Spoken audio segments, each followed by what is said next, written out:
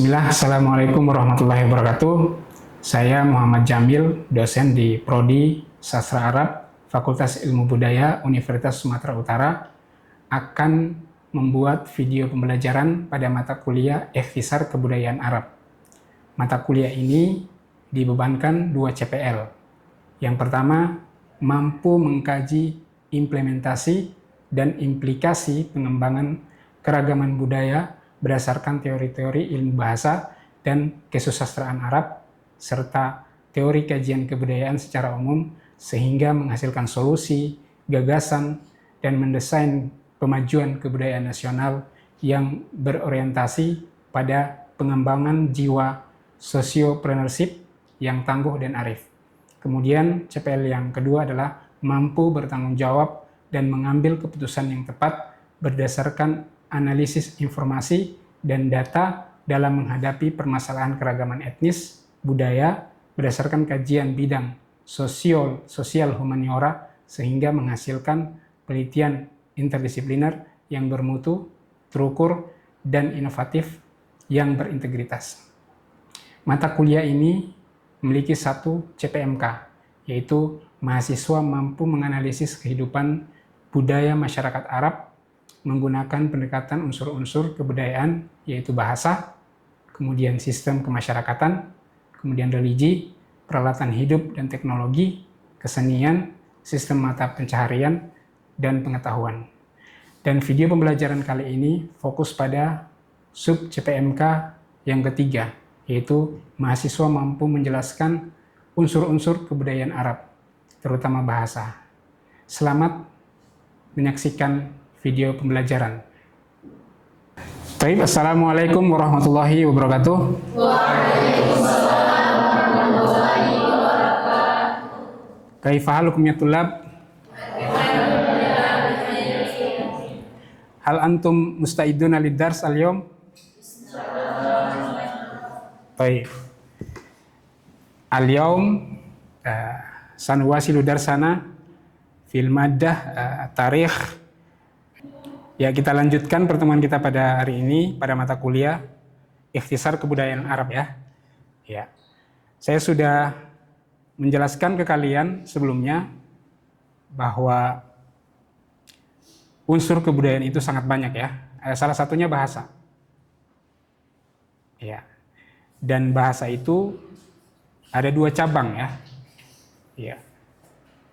Yang pertama bahasa lisan dan yang kedua bahasa tulisan. Nah, yang kita akan bahas pada kali ini adalah tulisan ya.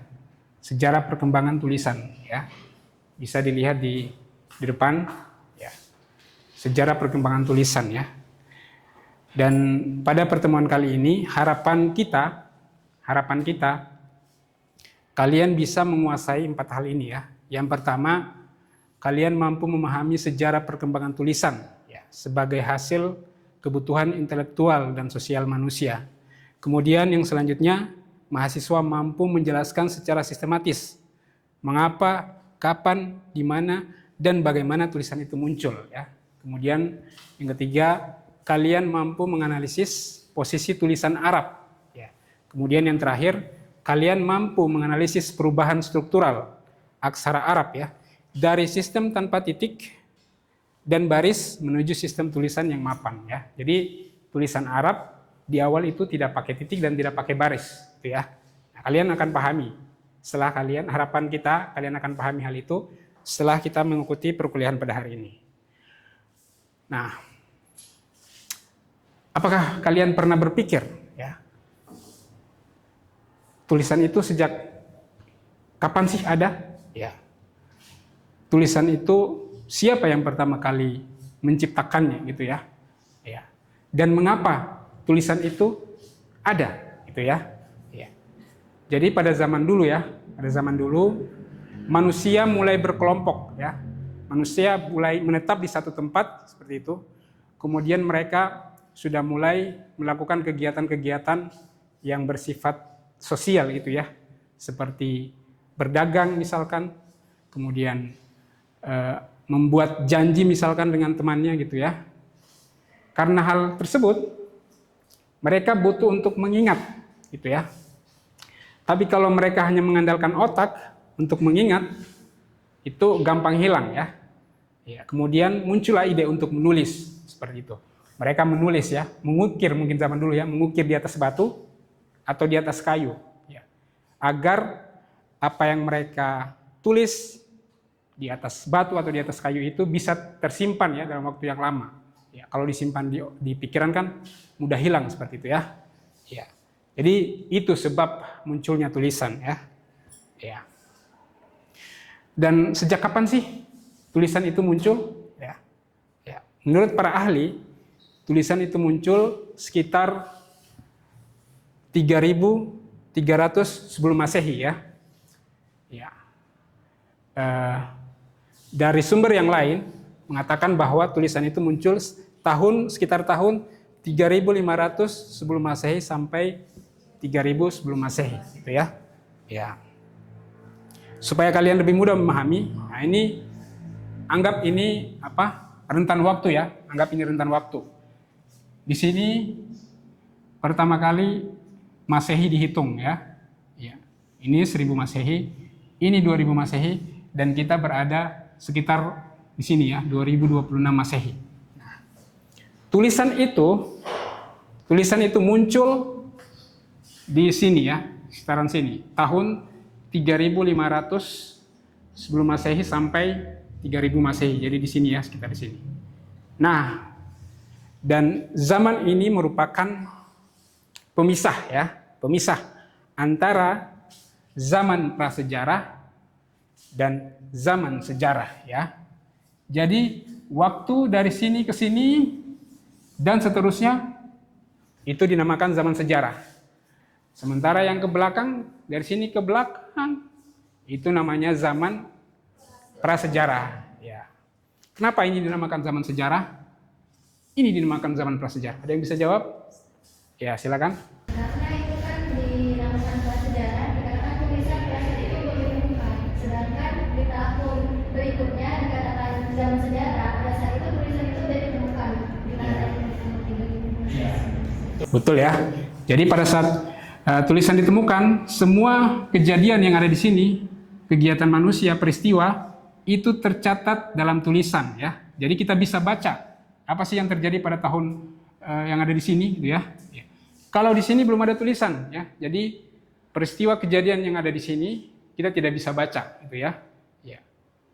Ya, kita bisa tahu itu dari tradisi lisan ya, dan tradisi lisan itu bisa saja salah gitu ya. Ya, jadi ini dinamakan zaman prasejarah, ini zaman sejarah ya. Jadi mungkin sudah masuk di pikiran kalian ya, sudah paham gitu ya tentang kapan munculnya bahasa. Oke, selanjutnya. Di mana tulisan itu pertama kali ditemukan ya? Di mana tulisan pertama kali ditemukan? Ya. Banyak ahli mengatakan Mesopotamia ya. Ya, Mesopotamia. Beberapa ahli menyebutkan di Mesir kuno ya. Tapi yang paling masyhur, paling terkenal tulisan itu ditemukan di Mesopotamia ya. Kalian tahu di mana Mesopotamia? Mesopotamia itu ternyata sekarang ini di wilayah Irak ya, di wilayah Irak. Dan ini masih termasuk Jazirah Arab ya. Jadi Jazirah Arab itu dari sini ini ya. Sini dari Yaman, Oman, Arab Saudi, Uni Emirat Arab, kemudian ada Kuwait, ada Qatar, ada Bahrain, ada Irak, ada Suriah, ada Lebanon, ada Israel, Yordania, ini masuk Jazirah Arab ya. Kalau Mesir tidak termasuk Jazirah Arab, Mesir termasuk Afrika gitu ya. Nah, tulisan pertama kali ditemukan itu di sini di Irak ya, di Jazirah Arab. Ya. Menunjukkan bahwa Irak itu ya salah satu bagian dari Jazirah Arab. Pada saat itu punya peradaban yang sangat maju, yang sangat berkembang ya. Tapi sekarang sudah dikalahkan oleh wilayah yang lain seperti itu ya. Oke, selanjutnya. Bagaimana sih tulisan itu muncul ya? Apakah pertama kali tulisan itu muncul atau diciptakan? Seperti yang kita lihat sekarang ya, seperti ini ya. Ternyata tidak. Tulisan itu punya tahapan-tahapan ya. Punya tahapan-tahapan perkembangan ya. Ya, kita lihat. Tulisan itu ternyata pertama kali berbentuk pitografis, ya. Ya, pitografis itu berupa gambar, ya. Jadi satu gambar mewakili satu makna, ya. Satu gambar mewakili satu makna, ya. Seperti itu. Kemudian tulisan itu berubah, ya, menjadi simbolik, ya. Jadi mungkin gambar itu sangat sulit, ya. Misalkan orang ingin mengatakan seorang raja, dia menggambar raja, ya. Agak sulit, ya. Akhirnya dia terpikir gimana kalau simbol saja yang lebih mudah, gitu ya. Jadi muncullah simbol, ya. Tapi satu simbol satu makna, satu simbol satu makna, ya. Ya, seperti itu. Kemudian tahap selanjutnya tahap fonetik, ya. Fonetik. Nah, fonetik ini bentuknya tetap simbol. Fonetik ini bentuknya tetap simbol, tapi dia tidak memaknai lagi, bukan berarti makna, ya, tapi bunyi, ya, bunyi, ya, seperti itu. Saya kasih contoh, misalkan ular itu kan makna, ya, ya, ada entitas yang bernama ular. Ketika kita ingin menulis, kalau simbol itu dia memberikan simbol, misalkan S, gitu ya, S. Nah, kalau fonetik simbol tapi S itu bukan lagi ular. S itu bunyi, gitu ya. Iya, bunyi, bukan lagi. Dia tidak mewakili gambar tapi mewakili bunyi. Kalau ini mewakili makna, ya. Ya, seperti itu. Kalau ini mewakili bunyi, ini mewakili makna, gitu ya. Iya. Tapi di fonetik ini simbolnya itu pada satu suku kata, ya. Misalkan saya, kan saya itu satu kata yang punya dua suku kata, sa dan ya. Nah, kalau di tahap ini sa dan ya itu terdiri dari dua simbol, ya. Sa, simbol sa, dan simbol ya, ya kan? Nah, kalau begitu betapa banyaknya simbol, ya. Kalau misalkan setiap suku kata itu kita jadikan satu simbol, maka gabungan antara huruf konsonan, ya, huruf konsonan dan huruf vokal itu sangat banyak, ya. Huruf konsonan kan ada 21, ya. Ya, vokal ada 5. 21 kali 5 berapa? Ya, sudah sangat banyak, ya. Kemudian setelah itu alfabetis, ya. Alfabetis ini satu simbol mewakili satu bunyi, ya. Misalkan tadi saya itu bukan lagi terdiri dari dua simbol, tapi dari 4 simbol. S, A, Y, A, saya. Seperti itu. Jadi kita hanya butuh 26 simbol untuk menuliskan semua makna, ya. Ya. Ya, misalkan meja, kita tulis meja. M-A-J-A, gitu ya. Bukan lagi kita menggambar atau bukan lagi kita kasih simbol meja itu simbolnya seperti ini, ya. Atau fonetik, bukan lagi dua simbol, me dan ja, bukan.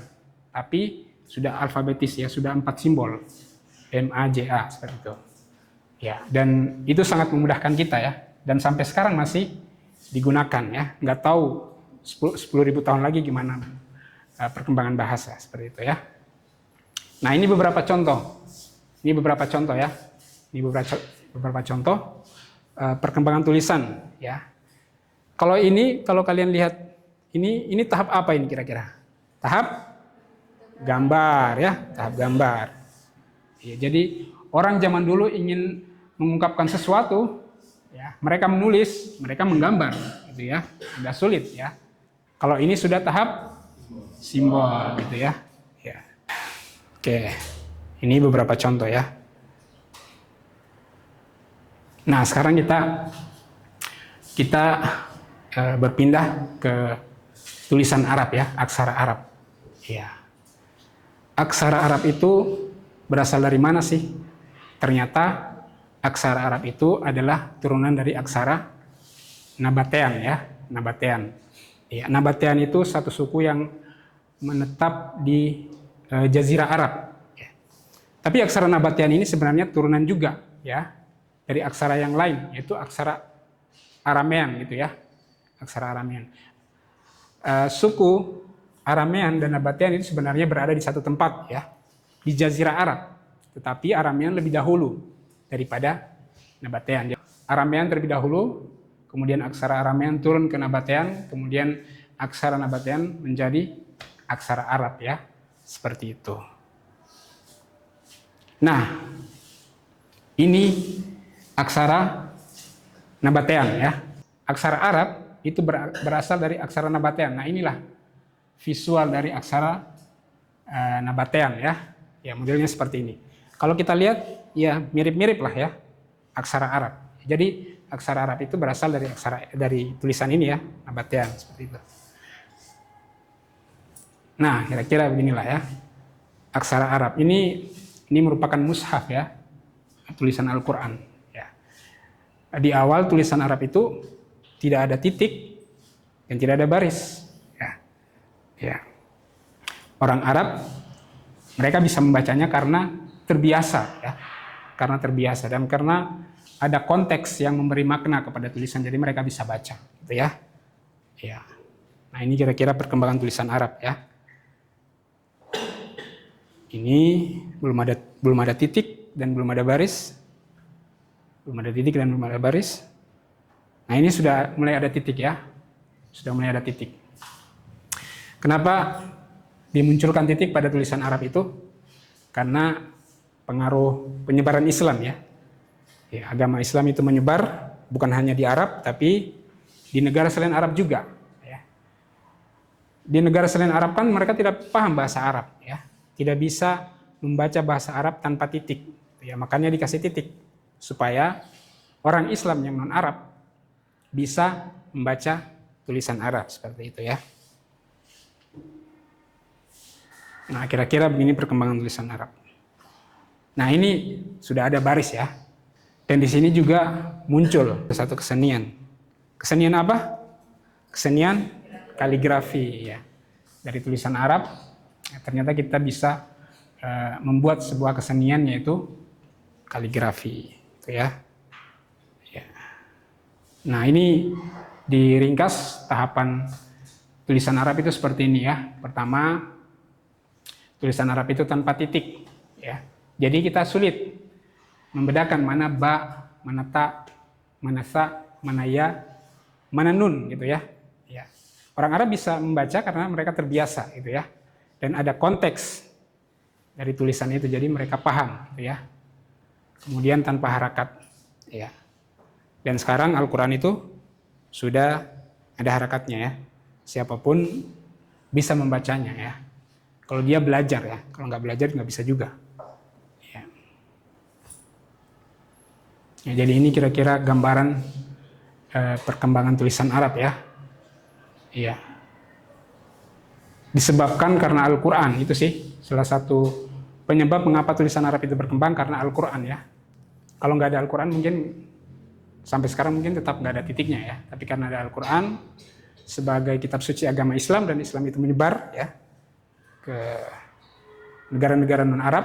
Jadi inilah ya kira-kira manfaat dari kita namanya mempelajari perkembangan tulisan ya. Kita bisa melihat ya bagaimana manusia zaman dulu ya, memenuhi kebutuhannya ya, untuk berinteraksi dengan orang. Ya, dulu belum ada tulisan, ya dia ingin ingin tetap mengingat kejadian yang ada pada saat itu. Ya, kalau dia mengingat kejadian yang ada pada saat itu, mungkin 1-2 hari mungkin belum hilang ya, tapi setelah beberapa bulan, beberapa tahun akan hilang. Ya. Kemudian manusia pada saat itu mencoba mencari cara bagaimana agar kejadian itu bisa selalu diingat ya, bisa selalu diingat. Oh ternyata ada satu cara, yaitu dengan menulis, gitu ya.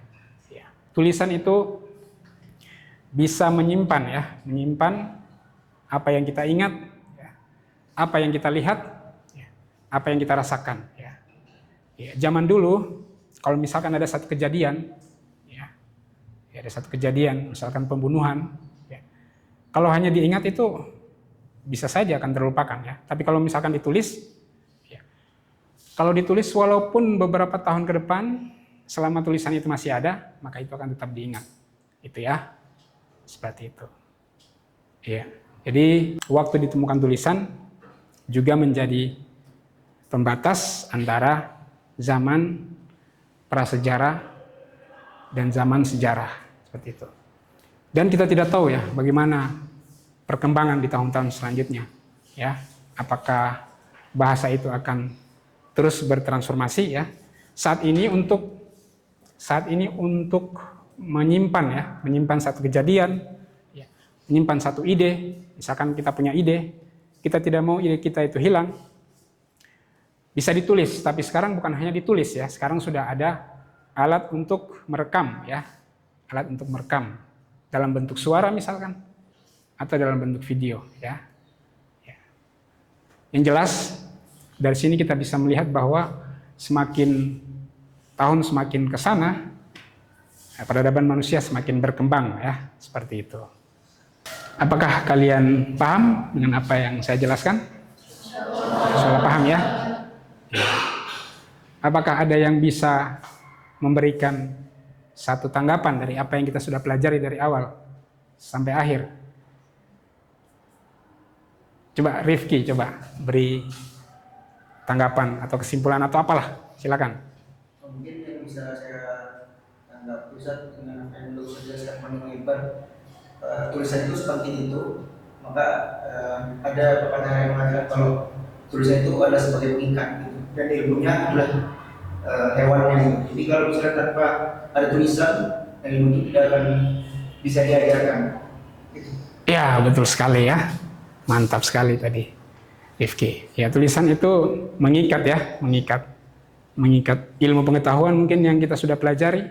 Ya, kalau nggak ada tulisan, bisa saja ilmu yang kita sudah pelajari, ilmu yang sudah masuk di otak kita bisa hilang gitu, ya. Tapi dengan tulisan kita bisa mengikat ilmu atau apapun itu, bisa perasaan kita, bisa kejadian, ya, fenomena alam yang kita lihat seperti itu.